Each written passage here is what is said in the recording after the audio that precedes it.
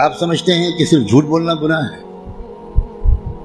صرف بد نظری گناہ ہے، صرف زنا اور چوری گناہ ہے، اور آپ یہ نہیں جانتے کہ قرآن کو نہ سمجھنے کی کوشش کرنا یا سمجھنے کی کوشش نہ کرنا یہ ان سارے گناہوں سے بڑا گناہ ہے۔ آپ انجینئر ہیں، بڑے خوش ہیں کہ میں انجینئر ہوں، آپ ڈاکٹر بن گئے، بڑے خوش ہیں کہ میں ڈاکٹر ہوں، آپ تاجر بن گئے اور آپ خوش ہیں کہ میں تاجر ہوں، اور آپ کو اس کمی کا احساس تک نہیں ہے کہ میں کتنا بڑا محروم انسان ہوں کہ میں اللہ کے کلام کو جو صرف میرے لیے آیا تھا وہ میں سمجھنے کی کوئی کوشش ہی نہیں کی۔ میں مسلمانوں کی اکثریت، غالب اکثریت، وہ جو 5 وقت کی نماز پڑھتے ہیں وہ بھی، جو روزہ رکھتے ہیں وہ بھی، جو اپنے کو دیندار سمجھتے ہیں وہ بھی، جو کچھ دینی کام بھی کرتے ہیں وہ بھی، اس بڑے گناہ میں تقریباً سب شریک ہیں کہ وہ قرآن مجید کو سمجھنے کی کوئی کوشش نہیں کرتے اور قرآن مجید کو نہ سمجھنے کو گناہ نہیں سمجھتے، یا سمجھنے کی کوشش نہ کرنے کو گناہ نہیں سمجھتے۔ تو آپ قرآن مجید کو سمجھنے کی کوشش فرض عین سمجھیں، اور قرآن کو اب تک سمجھنے کی کوشش نہ کرنا یہ کبیرہ گناہوں سے بڑا گناہ سمجھیں۔ اور رمضان کا مہینہ جو گناہوں سے توبہ کرنے اور معافی مانگنے کا مہینہ ہے، اس میں سب سے زیادہ اس گناہ سے توبہ کریں۔ اللہ کے ہاں آپ کی بخشش اس لیے کہہ کر نہیں ہوگی کہ اللہ حضرت میں تعلیم کے حلقے میں بیٹھتا تھا اور اس میں منتخب احادیث پڑھی جاتی تھی، اس میں فضائل نماز پڑھی جاتی تھی۔ یہ منتخب احادیث اور فضائل نماز اس لیے پڑھی جاتی ہے تاکہ قرآن پڑھنے کا، سمجھنے کا شوق پیدا ہو۔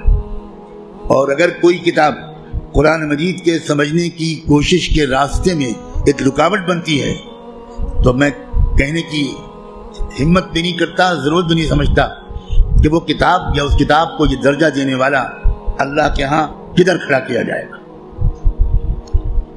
رسول اللہ یہ شکایت کریں گے قیامت کے دن، یہ سن لیجیے، یہ قرآن میں آیا ہے، اور شکایت کیا کریں گے؟ یہ نہیں کہیں گے کہ ان کی ٹوپی 4 کونوں کی نہیں ہوتی تھی، یہ شکایت نہیں کریں گے رسول اللہ مسلمانوں کی جن کی داڑھی چھوٹی تھی۔ رسول اللہ شکایت کیا کریں گے کہ اللہ یہ ہے میری قوم جس نے قرآن کو چھوڑ دیا تھا۔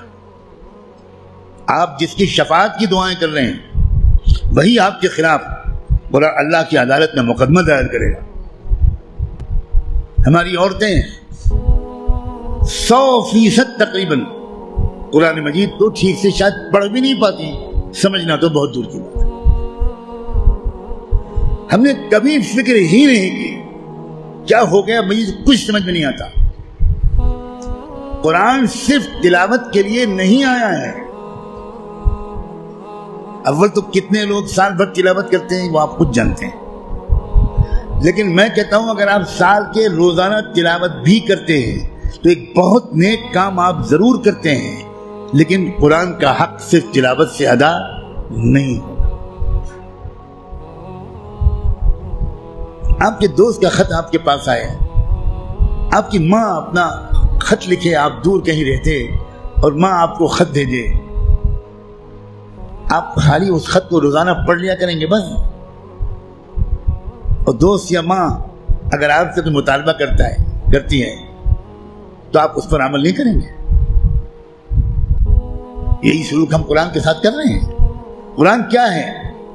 اللہ کے خطوط کا مجموعہ ہے، لیکن ہم کو کچھ خبر نہیں کہ اللہ نے ہم کو خط میں کیا لکھا ہے۔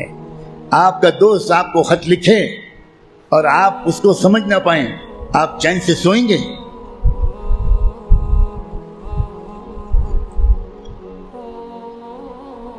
کسی کمپنی کا اشتہار آپ نے دیکھا، آپ نے اس کو اپنی درخواست بھیجی، وہاں سے جواب آیا، جواب ایسی زبان میں ہے جو آپ نہیں جانتے، آپ اس دن کھانا کھائیں گے اس خط کا مضمون سمجھنے سے پہلے؟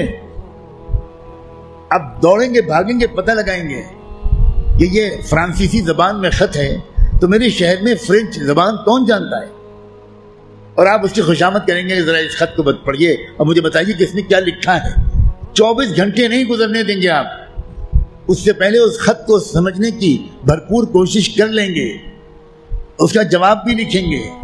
لیکن قرآن ہے کہ 60 سال سے آپ کو پکار رہا ہے، اللہ کا خط ہے کہ 70 سال سے آپ کو آپ پاس آ رہا ہے، لیکن آپ نے ایسے کان بند کر رکھے ہیں، ہمیں کوئی دلچسپی نہیں اللہ کے خط سے، اللہ کہتے رہیں ہمیں کوئی دلچسپی نہیں، ہم بہت مشغول ہیں، ہمارے پاس فرصت نہیں ہے، ہم بڑے کامیاب تاجر ہیں، ہم اسٹوڈنٹ ہیں، ہم پروفیسر ہیں، ہم ڈاکٹر ہیں، ہم انجینئر ہیں، ہم پولیٹیکل ایکٹیوسٹ ہیں، ہم جرنلسٹ ہیں، ہم اخبار میں کام کرتے ہیں، ہم کہاں قرآن کا ترجمہ پڑھ پائیں گے؟ بھئی ہمارے پاس کہاں اتنا وقت ہے؟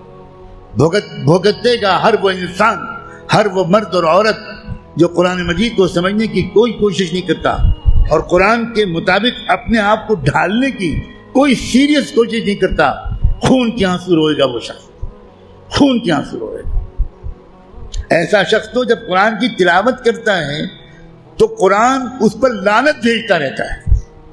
اب غور تو کریں، رب قارئ للقرآن والقرآن یلعنہ، یہ میرے باپ کی اور پیر کی کہی ہوئی بات نہیں ہے، یہ بات صادق و مصدوق رحمت دو عالم صلی اللہ علیہ وآلہ وسلم نے کہی کہ قرآن بہت سے لوگ پڑھتے ہوتے ہیں اور پڑھنے کے درمیان قرآن اس پر لعنت بھیجتا ہے، اے اللہ یہ مجھ پر یہ پڑھ رہا ہے، اس پر لعنت۔ اب قرآن کی لعنت پر اللہ تعالیٰ قبول نہیں کریں گے؟